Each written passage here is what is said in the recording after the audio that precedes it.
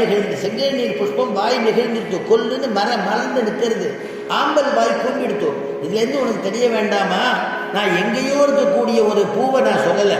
வியாக்கியானத்தில் அனுபவிக்கிறார், நாங்கள் தாளதாமரை தடமணி வயல் புஷ்பங்களையோ நெல்லில் குவளை கண்காட்ட நீரில் குமுதம் வாய் காட்ட அல்லி கமல முகம் காட்டும் கழனியையோ சொல்லவில்லை, உங்கள் புழைக்கடை தோட்டத்து வாவியுள் கூறுகின்றோம்.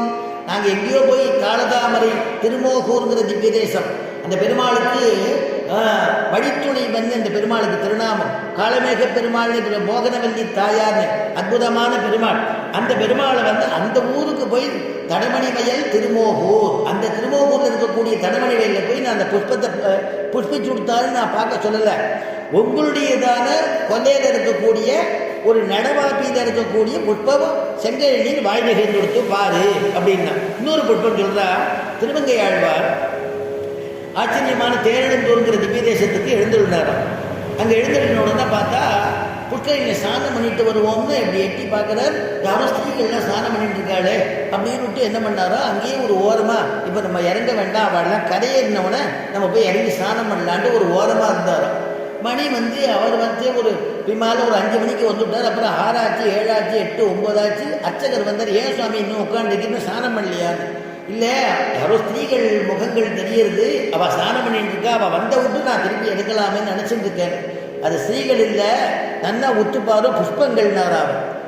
அதான் உடனே அப்படி அப்படியா அப்படின்னு அப்படி திருவங்கை ஆழ்வார் பாசுரம் விட்டு அந்த அனுபவத்தில் பாடுறார். நெல்லில் குவளை கண் காட்ட, நெல்லில் குவளை கண் காட்ட நீரில் குமுதம் வாய் காட்ட அல்லி கமல முகம் காட்டும் கழனி அழிந்தூர் நின்றானை. அடுத்த உபன்யாசம் தேவந்தூர் சுவாமி தான். நெல்லில் குவளை கண் காட்ட, குவளை பூன்னு இருக்கு, அந்த குவளை பூ அப்படி முகத்தை அப்படி காமிக்கிறது தான். நீரில் குமுதம், குமுத புஷ்பம், நீரில் குமுதம் வாய் காட்ட அல்லி கமல முகம் காட்டும் கழனி அழுந்தூர் நின்றானை.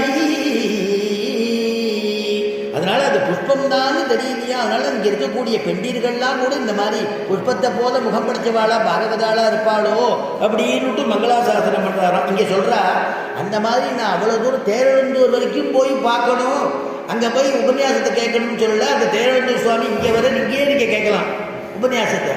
அந்த மாதிரி தேரழந்தூரில் அங்கே இருக்கக்கூடிய புஷ்பத்தை நீங்கள் வந்து புஷ்பிக்கத்தை பார்க்க வேணாமா, உங்கள் புழைக்கடை உங்காத்து கொலையில் தோட்டத்து வாரியில் செங்கல் நீர் வாய் நிகழ்ந்து ஆம்பல் வாய் கும்பினகான் செங்கல் பொடி அப்படின்னு சொல்லிட்டார். சொல்லிட்டு அதுக்கப்புறமா கண்ணனை வந்து பொழுது முடிஞ்சதுக்கு அவள் வந்து என்ன சொல்கிறா, காரணம் சொல்கிறா, அம்மா நீங்கள்லாம் சேயிடையே, நீங்கள்லாம் தேஜஸுடையவா, ஒருத்தர் முகத்தை பார்த்தா ஒருத்தர் முகம் பிரகாசமாக இருக்குது. இன்னும் ஒரு சில பேர் கண்ணனை பார்க்க போகிறோம்னு சந்தோஷத்தோடு வரையில் உங்கள் முகம் மலர்ந்துருக்கு. இன்னும் சில பேர் கண்ணனை பார்ப்போமோ இல்லையோ, இன்றைக்கும் கண்ணனை பார்ப்போம் வருத்தத்தோடு இருக்குது. அதனால் வருத்தத்தோடு இருக்கிறதுனால கூம்பி இருக்கிற மாதிரியும் சந்தோஷத்தமாக இருக்கக்கூடிய முகம் விகாசமாக மலர்ந்து இருக்கிறதாக தெரிகிறது. அது அந்த பிரமையினால நீங்கள் சொல்கிறேன். ஆனால் இங்கே எந்த புஷ்பமோ செங்கல் நீரும் பூக்கலை, ஆம்பல் வாயு கூம்பலை அப்படின்னு ஒரு சொல்லி வேற தான் அடையாளம் தான் சொல்லுன்னு கேட்குறேன். உடனே வேற அடையாளம் சொல்கிறார். செங்கல் பொடி கூரை வெண்பல் தவர் செங்கல் பொடி கூரை வெண்பல் தவர் தங்கள் திரு கோயில் சங்கிடுவார் போதந்தார்.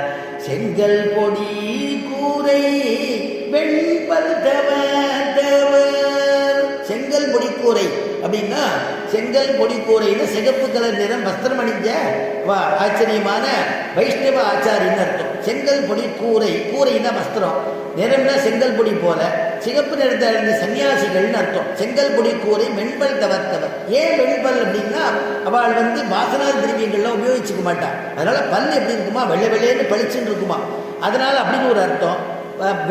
பல் தவத்தவர், பல தபசுகள்லாம் பண்ணவர், பல தவம் உடையவர்கள், தபஸ்விகள், அனுஷ்டான பரவர்கள், அவள் புறத்தியாருக்கு போதனை பண்ணக்கூடிய யோகிதை உடையவர்கள். வெண்பல் தவத்தவர் அவள் என்ன பண்ணுவாளா, பஞ்ச உஷற்காலத்தில் சாவின்னா அந்த சங்குன்னா சாவி, அந்த சாவியை எடுத்துட்டு கோயிலை வந்து திறக்கிறதுக்காக சுப்பிரபாத